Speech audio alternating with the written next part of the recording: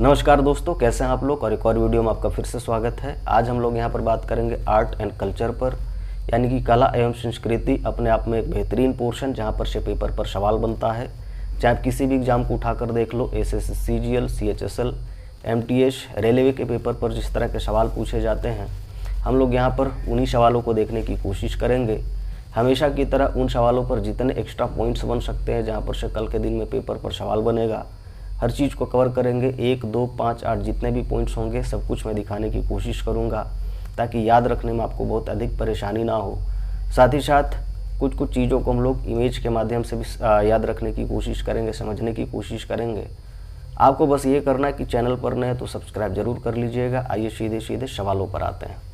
पहला सवाल आपके स्क्रीन पर यह रहा। सवाल है संक्रांति, जिसको हम लोग मकर संक्रांति भी कहते हैं, जो कि एक हार्वेस्ट फेस्टिवल है, फसल रिलेटेड उत्सव है। हिंदू कैलेंडर के हिसाब से माघ महीने में सेलिब्रेट करा जाता है और भारत के विभिन्न हिस्सों में अलग अलग नामों से भी इसे जाना जाता है। तो बताइए कि गुजरात में इसे क्या कहा जाता है। तो इतनी सी बात आपसे पूछी गई है। कोई दिक्कत वाली बात कहेंगे? बिल्कुल नहीं सर। आपका ऑप्शन है option A Lohri, option B Bihu, option C Pongal and option D Uttarayan. तो कहेंगे सर आंसर बनेगा ऑप्शन डी। गुजरात में मकर संक्रांति को क्या कहते हैं? कहेंगे सर उत्तरायण कहते हैं, इसलिए इसका ऑप्शन डी सही आंसर है। बात क्लियर है? आगे बढ़ते हैं और थोड़ा सा जान लेते हैं मकर संक्रांति के बारे में, है ना। तो पहली बात कि सर कब मनाया जाता है, अगर ये आपसे पूछा जाए तो क्या कहोगे? कहेंगे सर पहली बात, अगर मनाने को लेकर सवाल है तो 14 जनवरी को मनाया जाता है, लेकिन कभी कभी आप देखोगे कि सर 15 जनवरी को भी ये सेलिब्रेट करा जाता है ना। तो इतनी सी बात आपको याद रखनी है। हार्वेस्ट रिलेटेड ये फेस्टिवल है। गुजरात में क्या कहते हैं? कहेंगे सर गुजरात में इसे हम लोग उत्तरायण के नाम से जानते हैं। क्या कहते हैं? कहेंगे सर उत्तरायण कहा जाता है। तो इतनी सी बात आपको याद रखनी है। लेकिन उत्तरायण के टाइम पर गुजरात में एक चीज़ और करी जाती है, जहाँ पर से पेपर पर सवाल बन सकता है, वो है पतंगबाजी। क्या है? पतंगबाजी, है ना। तो इस चीज़ को याद रखिएगा, हो सकता है पेपर पर सवाल बना दे। बताइए उत्तरायण के समय गुजरात में और क्या करा जाता है। आपके ऑप्शंस में होंगे, मान के चलो कि पतंगबाजी, ऑप्शन बी रहेगा साइकिलिंग, ऑप्शन सी रहेगा कि दोनों, ऑप्शन डी रहेगा इनमें से कोई नहीं। तो याद रखिएगा कि पतंगबाजी जो है ये भी सेलिब्रेट करा जाता है उत्तरायण के समय गुजरात में। कोई दिक्कत होगी? कहेंगे बिल्कुल नहीं सर। क्यों मनाया जाता है, अगर ये पूछा जाए तो क्या कहोगे? कहेंगे सर मनाने को लेकर ये बात है कि इस समय सूर्य जो होता है वो क्या करता है? कहेंगे सर मकर राशि में प्रवेश करता है। कहाँ पर? कहेंगे मकर राशि में प्रवेश करता है। तो इसीलिए इस फेस्टिवल को सेलिब्रेट करा जाता है। तो इतनी सी बात आपको याद रखनी है। याद रखिएगा यहाँ पर मकर रेखा नहीं है ज्योग्राफी वाला। ये क्या है? कहेंगे सर मकर राशि है, और मकर राशि जो है ज्योतिष विज्ञान से रिलेटेड चीज़ होता है, जबकि मकर रेखा जो है वो ज्योग्राफी से रिलेटेड चीज़ होता है ना। तो यहाँ पर ज्योतिष विज्ञान के हिसाब से हम लोग कहते हैं कि सर सूर्य जो है मकर राशि में एंटर करता है, प्रवेश करता है, जिसके वजह से क्या है? कहेंगे सर मकर संक्रांति को सेलिब्रेट करा जाता है, जहाँ पर गुजरात में इसे हम लोग क्या कहते हैं? कहेंगे उत्तरायण के नाम से जानते हैं। तो इतनी सी बात आपको याद रखनी है, ठीक है। आगे बढ़ते हैं, अगला सवाल पर आते हैं। सवाल क्या है? कहेंगे सर सवाल है कि बताइए सागा दावा जो है वो किस राज्य का त्यौहार है। तो इतनी सी बात आपसे पूछी गई है कि सागा दावा is the festival of which state. और ये आप देख सकते हो कि 2023 में सवाल आ चुका है सीपीओ के पेपर पर, है ना।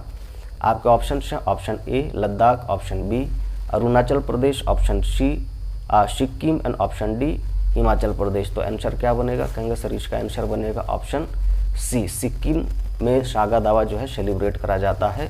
तो इतनी सी बात आपको याद रखनी है। बाकी थोड़ा सा जान लेते हैं सागा दावा के बारे में, है ना। किसके बारे में? कहेंगे सर सागा दावा के बारे में।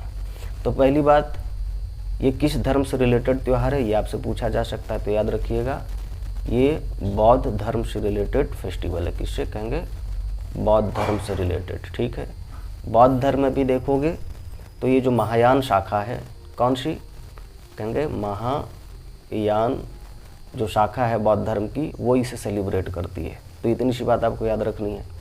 आगे अगर हम लोग बात करें तो सागा का मतलब क्या हो सकता है, या सागा दावा का मतलब क्या हो सकता है, ये आपका शाब्दिक अर्थ पूछा जा सकता है पेपर पर। तो सागा का मतलब क्या होता है? कहेंगे सर फोर्थ होता है, और दावा का मतलब क्या होता है? कहेंगे मंथ होता है, ठीक। तो हम लोग कहेंगे सर सागा दावा कब मनाया जाता है? कहेंगे सर चौथे मंथ में मनाया जाता है, तिब्बती कैलेंडर के हिसाब से। किसके हिसाब से? तिब्बती कैलेंडर के हिसाब से चौथे मंथ में सेलिब्रेट करा जाता है। तो इतनी सी बात आपको इसमें याद रखनी है। अच्छा, चौथे मंथ में अगर सेलिब्रेट करा जाता है तो बहुत इंपॉर्टेंट चीज़ होता होगा चौथे मंथ में, कहेंगे बिल्कुल होता है। तो बेसिकली चौथे मंथ में 3 चीज़ें हुई थी, है ना, जिसके वजह से इसे सेलिब्रेट करा जाता है। एक, कहेंगे सर महात्मा बुद्ध का जो जन्म है वो माना जाता है कि चौथे मंथ में हुआ था, ठीक है, इस कैलेंडर के हिसाब से। दूसरा, कहेंगे सर उनकी शिक्षा प्राप्ति, ये भी कब हुआ था, कहेंगे सर चौथे मंथ में ही हुआ था। और तीसरा, कहेंगे सर उनका मृत्यु, है ना, तो ये भी कब हुआ था, कहेंगे सर चौथे मंथ में ही हुआ था, जिसके वजह से इस फेस्टिवल को सेलिब्रेट करा जाता है। कहाँ कहाँ पर मनाया जाता है ये आपसे पूछा जाए तो याद रखिएगा, जो तिब्बत है ना, या फिर लहासा जो है, तो इधर मनाया जाता है। साथ ही साथ कहेंगे सर इसके अलावा आप देखोगे तो बेसिकली आपको जैसे इंडियन स्टेट्स की अगर बात करोगे तो एक तो सिक्किम आ जाएगी, ठीक, और कहेंगे सर इसके अलावा हिमाचल साइड में भी इसे कहेंगे सर सेलिब्रेट करा जाता है। तो इतनी सी बात आपको याद रखनी, जहाँ पर से चीज़ें आपको पूछी जा सकती है, कोई दिक्कत कहेंगे सर बिल्कुल नहीं। आगे बढ़ते हैं, अगला सवाल पर आते हैं। सवाल क्या है, कहेंगे सर सवाल ये है, सवाल है कि किस वर्ष रामलीला को यूनेस्को की मानवता की अमूर्त सांस्कृतिक धरोहर की प्रतिनिधि सूची में शामिल करा गया था। In which year was Ramlila inscribed in UNESCO's representative list of the intangible cultural heritage of humanity. तो इतनी सी बात आपसे पूछी गई है और ये भी 2023 में पूछा गया है सीपीओ के पेपर पर। आपके ऑप्शन हैं, option A 2010, option B 2008, option C 2006 और ऑप्शन डी कहेंगे 2012। तो आंसर क्या बनेगा, कहेंगे सर आंसर बनेगा ऑप्शन बी, 2008 में शामिल करा गया था। तो इतनी सी बात आपको याद रखनी है ना। बाकी अगर हम लोग रामलीला को लेकर बात करें, किसको लेकर, कहेंगे सर रामलीला। तो रामलीला क्या है, कहेंगे सर ये बेसिकली भगवान राम के जीवन का मंचन है। क्या है, कहेंगे सर मंचन, इसको हम लोग क्या कहते हैं, कहेंगे सर रामलीला कहते हैं। कहाँ सेलिब्रेट करा जाता है रामलीला अधिक, तो कहेंगे उत्तर भारत में, है ना। कहाँ पर, कहेंगे सर उत्तर भारत जो है इधर रामलीला अधिक सेलिब्रेट होता है दक्षिण भारत की अपेक्षा। उत्तर भारत में भी अगर देखोगे तो कहेंगे सर जो जैसे आप यूपी की बात करोगे, जैसे आप बिहार की बात करोगे, है ना, जैसे कहेंगे सर झारखंड, और कहेंगे सर झारखंड के अलावा जैसे दिल्ली की बात कर रहे हैं, तो इन सारे स्टेट्स में क्या है, कहेंगे सर इन सारे स्टेट्स में आपको बेसिकली आप देखोगे कि रामलीला का मंचन होता है, ठीक है। तो इतनी सी बात आपको याद रखनी है। रामलीला जो है बेसिकली हम लोग कहते हैं कि सर राम भगवान के जीवन का मंचन है और भगवान राम एक सूत्र में बांधने पूरे देश को बांधने का काम करते हैं। तो ये सारे जो पॉइंट्स आपको तो पता ही हैं, है ना। बाकी आगे बढ़ते हैं, अगला सवाल पर आते हैं। अगला सवाल क्या है, कहेंगे सर सवाल ये है, सवाल क्या है, कहेंगे सर निम्नलिखित में से कौन सा नृत्य रूप लद्दाख का शाही नृत्य के नाम से भी जाना जाता है। तो इतनी सी बात आपसे पूछी गई है कि बताइए इनमें से कौन सा डांस जो है उसे रॉयल डांस ऑफ क्या कहते हैं, कहेंगे सर लद्दाख कहते हैं, है ना। तो ये बात आपसे पूछी गई है। आपका ऑप्शन है, option A Shondol dance, option B Jabro dance, option C Chham dance and option D कहेंगे सर सुरोश डांस। तो आंसर क्या बनेगा, कहेंगे सर आंसर बनेगा ऑप्शन ए, है ना। शोंडोल डांस जो है ये क्या है, कहेंगे sir royal dance of Ladakh कहा जाता है। तो इतनी सी बात आपको याद रखनी है, जहाँ पर से चीज़ आपको पूछी जा सकती है। बाकी थोड़ा सा इसके बारे में भी जान लेते हैं, किसके बारे में, कहेंगे सर शोंडोल के बारे में थोड़ा सा जान लेते हैं। शोंडोल के बारे में थोड़ा सा जान लेते हैं, है ना।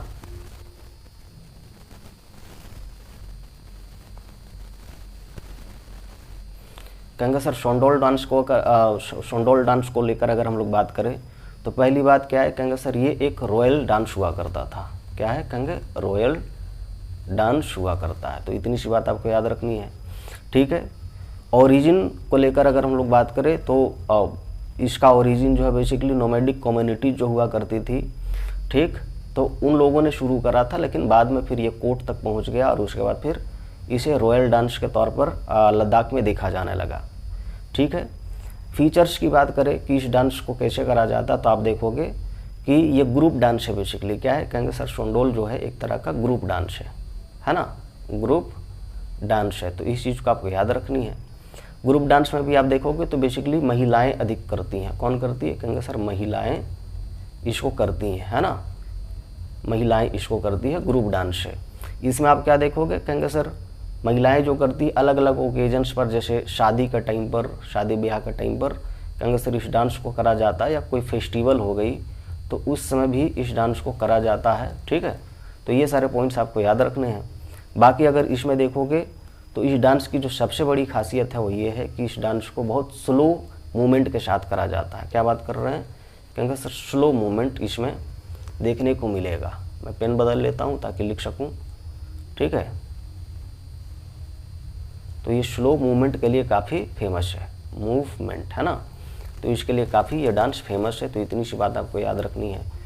इसके अलावा कहेंगे सर, इसके अलावा आप देखोगे तो Guinness book of world record में भी इस डांस को शामिल करा गया है। इसमें कहेंगे sir Guinness book of world record में। ठीक है,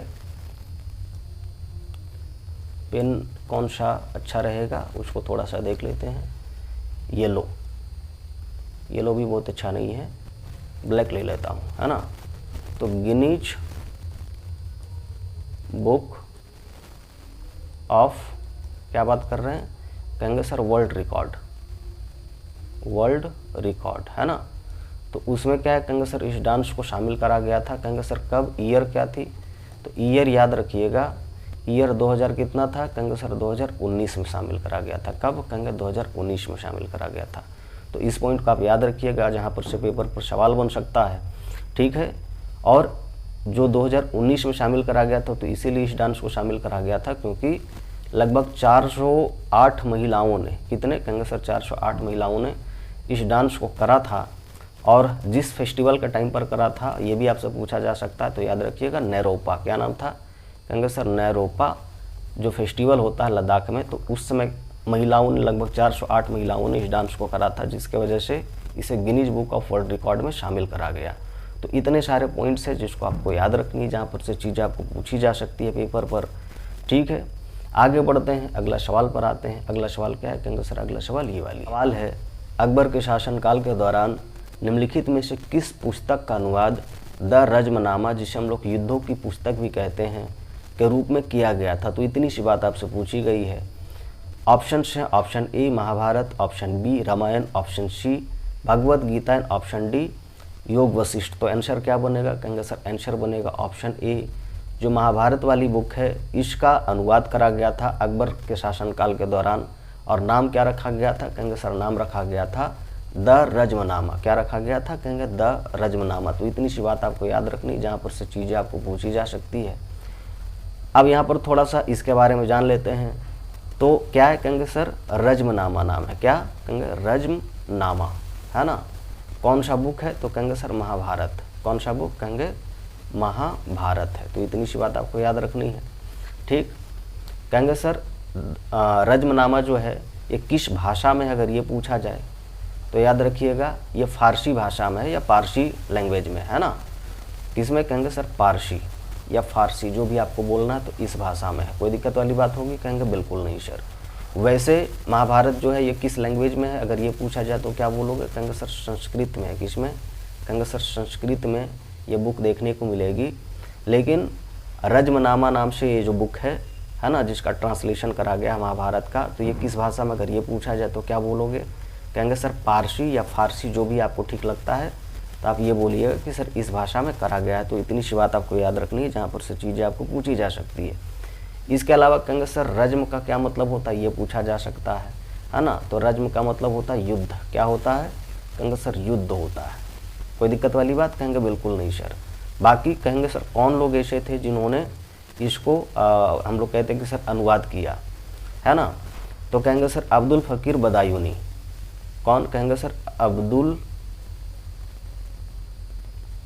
कादिर जो भी है, तो कादिर बदायूनी। मैंने शायद फ़कीर बोला था तो बाई मिस्टेक है, आप उसको चेंज कर लेना, बदायूनी। तो इस आदमी ने क्या करा था, कहेंगे चेंज करा था, ट्रांसलेट करा था। और इसके अलावा कहेंगे सर अबुल फजल का नाम आता है। किसका, अबुल फजल, तो इनका नाम आता है। तो इन लोगों ने क्या करा था, कहेंगे सर बेसिकली ट्रांसलेशन करा था महाभारत का रज्मनामा के नाम से। तो इतनी सी बात आपको याद रखनी, जहाँ पर से चीज़ें आपको पूछी जा सकती है। आगे बढ़ते हैं, अगला सवाल पर आते हैं। सवाल क्या है, कहेंगे सर सवाल इतनी सी है कि बताइए क्षत्रिय जो है वो किस राज्य का एक पारंपरिक हिंदू शास्त्रीय नृत्य रूप है। तो इतनी सी बात आपसे पूछी गई कि बताइए कि शास्त्रीय is a traditional Hindu classical dance form of which state, है ना। और आप देख सकते हो कि एमटीएस के पेपर पर सवाल आ चुका है 2023 में। आपके ऑप्शन है option A West Bengal, option B Odisha, option C Manipur and option D Assam. तो आंसर क्या बनेगा, कहेंगे सर आंसर बनेगा ऑप्शन डी असम का है। किसका, कहेंगे सर असम का। ये एक क्लासिकल डांस है, कोई दिक्कत वाली बात होगी, कहेंगे सर बिल्कुल नहीं। अब थोड़ा सा इसके बारे में भी जान लेते हैं। किसके बारे में बात कर रहे हैं, कहेंगे सर क्षत्रिय के बारे में बात कर रहे हैं। किसके बारे में, कहेंगे सर क्षत्रिय के बारे में बात कर रहे हैं। कोई दिक्कत वाली बात, कहेंगे सर बिल्कुल नहीं। तो सबसे पहली बात आती है कि सर बताइए क्षत्रिय जो है वो कब आया था। तो कहेंगे सर क्षत्रिय जो है बेसिकली आया था 15वीं से 16वीं शताब्दी में। कब, कहेंगे सर 15वीं टू कहेंगे सर 16वीं शताब्दी में आया था। तो इतनी सी बात आपको क्या रखनी है, कहेंगे सर याद रखनी है। कोई दिक्कत वाली बात, कहेंगे बिल्कुल नहीं सर। किसने शुरू करा था इसको, तो हम लोग कहेंगे सर श्रीमंत शंकर देव ने शुरू करा था। ये इनका नाम है ना, श्रीमंत शंकर देव ने शुरू करा था क्षत्रिय डांस को। कोई दिक्कत वाली बात होगी, कहेंगे सर बिल्कुल नहीं। आगे कहेंगे सर परफॉर्मर्स को क्या कहा जाता है, ये भी आपसे पूछा जा सकता है। क्या पूछा जा सकता है कि बताइए जो परफॉर्मर्स होते हैं, परफॉर्मर्स, तो उनको क्या कहा जाता है। तो उनको कहा जाता है सतर्स। क्या कहा जाता है, कहेंगे सतर, है ना। तो ये कहा जाता है। तो इतनी सी बात आपको याद रखनी, जहाँ पर से चीज़ें आपको पूछी जा सकती है। अच्छा, ये जो हम लोग बात कर रहे हैं सतर जो हैं, इनका संबंध किससे होता है, कहेंगे सर इनका संबंध होता है वैष्णव मोनेस्टरीज से या वैष्णव पंथ से। ठीक है, तो याद रखिएगा इस बात को। हो सकता है वैष्णव पंथ से इनका संबंध होता है। तो इतनी सी बात आपको याद रखनी, जहाँ पर से चीज़ें आपको पूछी जा सकती है। कोई दिक्कत होगा, कहेंगे सर बिल्कुल नहीं। एग्जाम पॉइंट ऑफ व्यू से अगर हम लोग बात करें तो क्या क्या याद रखनी है, तो कहेंगे सर एक तो पहली बात कि सर ये सबसे न्यूएस्ट एडिशन है क्लासिकल डांस का। क्या बात कर रहे हैं, कहेंगे सर शास्त्रीय डांस का।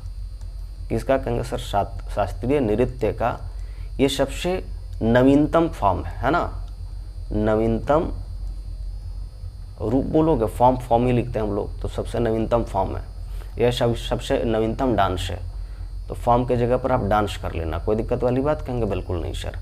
तो सबसे हम लोग कहते हैं नवीनतम डांस जो क्लासिकल डांस में आपको जो मिलेगा वो कौन है, कहेंगे सर क्षत्रिय मिलेगा। कोई दिक्कत वाली बात, कहेंगे बिल्कुल नहीं सर। कब आया था, कहेंगे सर ये आया है बेसिकली 2000 ईस्वी में। कब, कहेंगे सर 2000 ईस्वी में बेसिकली ये आया है असम में, है ना। किसने लाया, तो आप इस चीज़ को याद रखिएगा कि संगीत नाटक अकादमी जो है इसने इस डांस को क्या करा है, कहेंगे सर इस्टेब्लिश करा है शास्त्रीय नृत्य के तौर पर असम में। किसने, कहेंगे सर हम लोग कहेंगे सर संगीत नाटक अकादमी, है ना, अकादमी। तो इसने इस्टेब्लिश करा है। कोई दिक्कत वाली बात होगी, कहेंगे सर बिल्कुल नहीं। तो इतनी सी पॉइंट आपको याद रखनी, जहाँ पर से चीज़ें आपको पूछी जा सकती है। आगे बढ़ते हैं, अगला सवाल पर आते हैं। अगला सवाल क्या है, कहेंगे सर सवाल ये है कि भारत रत्न जो है पुरस्कार किस वर्ष स्थापित करा गया था, है ना।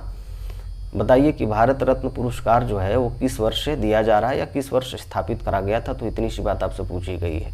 और ये आप देख सकते हो कि एमटीएस में ये पेपर पर सवाल आया था 2023 के पेपर पर। आपके ऑप्शन है ऑप्शन ए 1950 में, ऑप्शन बी 1952 में, ऑप्शन सी 1954 में, ऑप्शन डी 1956 में। तो आंसर क्या बनेगा, कहेंगे सर आंसर बनेगा ऑप्शन सी 1954 है, उस समय से क्या हुआ है, कहेंगे सर भारत रत्न जो अवार्ड है उसको इस्टेब्लिश करा गया है। कोई दिक्कत वाली बात होगी, कहेंगे सर बिल्कुल नहीं। अब थोड़ा सा इसके बारे में जान लेते हैं। शुरू कब हुआ, क्या बोलोगे, कहेंगे सर शुरू हुआ है 1954 में। ठीक है, तो इतनी सी बात। दूसरी बात कि सर ये जो है अगर हम लोग भारत रत्न की बात करें तो ये क्या है, कहेंगे सर ये भारत का सर्वोच्च नागरिक सम्मान है। क्या है, कहेंगे सर सर्वोच्च नागरिक सम्मान है ना, नागरिक सम्मान है। कोई दिक्कत वाली बात, कहेंगे सर बिल्कुल नहीं। इसके अलावा कहेंगे सर इसके अलावा अगर हम लोग बात करें तो किस कार्य के लिए दिया जाता है, ये पूछा जा सकता है। तो बेसिकली आप देखोगे तो आर्ट में दिया जाता था शुरुआत में, है ना। इसके अलावा कहेंगे सर इसके अलावा अगर हम लोग बात करें आर्ट के अलावा, तो कहेंगे सर आर्ट के अलावा दिया जाता था लिटरेचर के लिए। किस लिए, कहेंगे सर लिटरेचर के लिए दिया जाता था। कोई दिक्कत वाली बात? कहेंगे सर बिल्कुल नहीं। इसके अलावा अगर हम लोग बात करें तो और किस लिए दिया जाता था? कहेंगे सर दिया जाता था साइंस के लिए, ठीक है, साइंस के लिए दिया जाता। और कहेंगे सर पब्लिक सर्विस के लिए, इसलिए कहेंगे सर पब्लिक सर्विस के लिए दिया जाता था। लेकिन अभी ऐसा हो गया है कि अभी हम लोग कहेंगे सर कोई डिफाइंड एरिया नहीं है, किसी भी फील्ड के लिए दिया जा सकता है। क्या बात कर रहे हैं? कहेंगे सर किसी भी फील्ड के लिए दिया जा सकता है। कोई दिक्कत वाली बात? कहेंगे सर बिल्कुल नहीं होगा। तो इतनी सी बात आपको याद रखनी है। कौन देते हैं ये पूछा जा सकता है। कौन देते हैं? तो याद रखिएगा राष्ट्रपति देते हैं। कौन देते हैं? कहेंगे सर राष्ट्रपति देते हैं इस अवार्ड को। तो इतनी सी बात।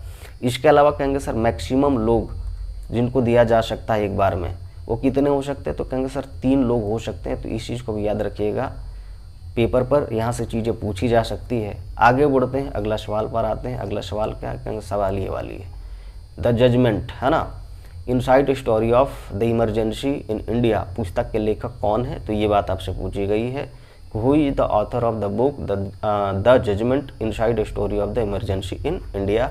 और ये 2023 में पूछा जा चुका है MTS के पेपर पर।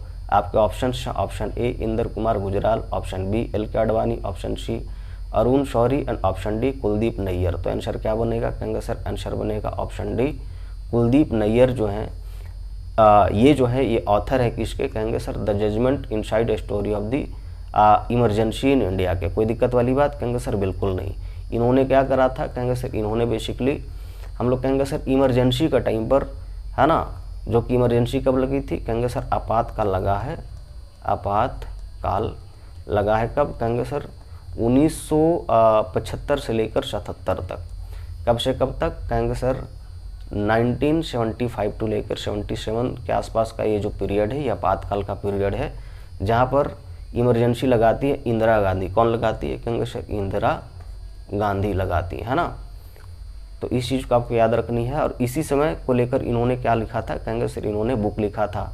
और बुक का नाम क्या है? कहेंगे sir the judgement inside story of the emergency in India. तो इतनी सी बात आपको याद रखनी है। और इसमें एक इमरजेंसी को लेकर जो काला धब्बा माना जाता है वो किसको माना जाता है? कहेंगे सर ADM जबलपुर का केस, है ना, ADM जबलपुर जो केस है, जबलपुर केस, है ना। तो इसको क्या माना जाता है? कहेंगे सर भारतीय इतिहास का काला हम लोग कहते हैं कि अध्याय माना जाता है। तो इतनी सी बात आपको याद रखनी है, जहाँ पर से चीज़ें आपको पूछी जा सकती है, ठीक है।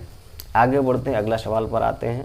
अगला सवाल क्या है? कहेंगे सर अगला सवाल ये वाला है कि बताइए राजस्थान के कालबेलिया लोकगीतों और नृत्यों को यूनेस्को की अमूर्त सांस्कृतिक विरासत की प्रतिनिधि सूची में किस वर्ष शामिल करा गया था, है ना। In which year were the Kalbelia folk songs and dance of Rajasthan included in UNESCO's representative list of intangible cultural heritage. और ये आप देख सकते हो कि CHSL के पेपर पर पूछा गया है 2023 में, है ना। आपका option A 2008, option B 2010, option C 2012 and option D कहेंगे सर 2014। तो आंसर क्या बनेगा? कहेंगे सर आंसर बनेगा ऑप्शन बी 2010 में शामिल करा गया था। तो इतनी सी बात आपको याद रखनी है, जहाँ पर से चीज़ें आपको पूछी जा सकती है, ठीक है। बाकी अगर हम लोग कालबेलिया की बात करें, किसकी बात कर रहे हैं? कहेंगे सर कालबेलिया, कालबेलिया को लेकर बात कर रहे हैं, ठीक है। तो कालबेलिया क्या है? कहेंगे सर कालबेलिया बेसिकली एक लोकगीत और नृत्य है। क्या है? कहेंगे सर लोकगीत और नृत्य है। तो इतनी सी बात। कहाँ पर ये किया जाता है? कहेंगे सर राजस्थान में। कहाँ? कहेंगे राजस्थान में करा जाता है, ठीक। कौन लोग करते हैं ये पूछा जाए तो क्या बोलोगे? कहेंगे सर कालबेलिया ट्राइब का नाम है। क्या है? कहेंगे सर कालबेलिया जो है वो एक ट्राइब है ना। तो कालबेलिया ट्राइब जो है ये करती है इस डांस को, कालबेलिया डांस को। कोई दिक्कत वाली बात? कहेंगे सर बिल्कुल नहीं। कालबेलिया जो है ये ट्राइब जो है ये बेसिकली इनका काम क्या होता है? कहेंगे सर ये सांप पालने वाली जनजाति है। क्या है? कहेंगे सर सांप पालती है ना, सांप पालने का काम करा करती थी, ठीक है। तो इस चीज़ को आपको याद रखनी है। इसका अलावा अगर हम लोग बात करें तो कालबेलिया जो है एक हम लोग कहेंगे सर इसका डांस फॉर्म कैसा है? कहेंगे सर सांप के पैटर्न के जैसा है ना, सांप के कहेंगे सर पैटर्न के जैसा इसका डांस होता है। कोई दिक्कत वाली बात? कहेंगे सर बिल्कुल नहीं। तो तो इस चीज़ को लेकर आप याद रखिएगा। यह सांप के मूवमेंट के जैसा ही इसका डांस होता है। इसके अलावा अगर हम लोग कॉस्ट्यूम को लेकर बात करें, किसको लेकर कहेंगे सर, कॉस्ट्यूम को लेकर बात करें, तो ये आप देख सकते हो कि कॉस्ट्यूम कैसा है। इसमें आप क्या देखोगे, कहेंगे सर ब्लैक ब्लैक टाइप का इस तरह का बॉर्डर आपको देखने को मिलेगा। बीच बीच में आपको क्या मिलेंगे, कहेंगे सर आपको कलरफुल कढ़ाई देखने को मिलेंगे, है ना, साड़ी पर। तो ये सारे पॉइंट्स आप इसमें देख सकते हो। इंस्ट्रूमेंट्स क्या यूज होता है ये आपसे पूछा जा सकता है। क्या बात कर रहे हैं, इंस्ट्रूमेंट्स को लेकर, इंस्ट्रूमेंट्स को लेकर आपसे सवाल पूछा जा सकता है। तो याद रखिएगा एक इंस्ट्रूमेंट्स यूज होता है विच इज़ पुंगी। कौन सा यूज होता है, कहेंगे सर पुंगी यूज होता है। दूसरा कहेंगे ढोलक इसमें यूज होता है, ठीक है, ढोलक। और क्या यूज होता है, कहेंगे सर और यूज होता है इसमें खंजरी। क्या यूज होता है, कहेंगे खंजरी, ठीक है। तो ये सारे इंस्ट्रूमेंट्स जो है बेसिकली यूज होते हैं कालबेलिया डांस के समय, जहाँ पर से चीज़ें आपको पूछी जा सकती है। तो याद रखिएगा। आगे बढ़ते हैं, अगला सवाल पर आते हैं। अगला सवाल क्या है, कहेंगे सर अगला सवाल ये वाली है। सवाल है मिजोरम के पारंपरिक बांस नृत्य को क्या कहा जाता है। तो इतनी सी बात आपसे पूछी गई कि बताइए मिजोरम के पारंपरिक बांस नृत्य को क्या कहेंगे। आपके ऑप्शन हैं, option A Bihu dance, option B Ghoomar dance, option C Cheraw dance, या फिर ऑप्शन डी डांडिया डांस। तो आंसर क्या बनेगा, कहेंगे सर आंसर बनेगा ऑप्शन सी चेराव डांस कहते हैं। क्या कहते हैं, कहेंगे सर चेराव डांस कहते हैं। कैसे करा जाता है तो थोड़ा सा इसके बारे में जान लीजिए, है ना। बेसिकली इसको कौन करती है अगर ये आपसे पूछा जाए, है ना, तो आप क्या बोलोगे, कहेंगे सर कौन में आंसर आता है मीजो ट्राइब। कौन आती है, कहेंगे सर मीजो ट्राइब। तो मीजो ट्राइब इस डांस को करती है जिसमें बांस का यूज करा जाता है। किसका यूज होता है, कहेंगे सर बांस का यूज होगा। आप देख सकते हो यहाँ पर, है ना, बांस के बीच में क्या करा जाता है, कहेंगे सर महिलाएं जो है डांस करी जाती है। और ये जो बैठे हुए हैं पुरुष बेसिकली इस बांस का हम लोग कहते हैं सर पैटर्न जो होगा वो चेंज करेंगे, इसको उठा के शिफ्ट करते रहते हैं और बीच में महिलाएं जो होती है वो डांस करती है। तो इस तरह से यह डांस करा जाता है। कब कब करा जाता है अगर ये पूछा जाए तो क्या कहोगे, कहेंगे सर जितने भी शादी ब्याह की बात करें तो फेस्टिवल के टाइम पर आप ये बोल सकते हो कि सर एक तो फेस्टिवल हो गई, ठीक है। दूसरा कहेंगे सर दूसरा शादी का टाइम पर बेसिकली इस डांस को करा जाता है। और कहेंगे सर कोई कल्चरल ओकेजन्स है ना, या सांस्कृतिक कुछ कार्यक्रम है तो वहाँ पर क्या है, कहेंगे सर वहाँ पर सांस्कृतिक कार्यक्रम के समय इस डांस को करा जाता है। तो ये सारे पॉइंट्स आपको याद रखने हैं। बांस का यूज होता है और मीजो ट्राइब इसको करती है। तो ये सारे पॉइंट्स आपको याद रखना है। आज के लिए इतना ही, मिलते हैं फिर से एक और वीडियो में, तब तक के लिए नमस्कार।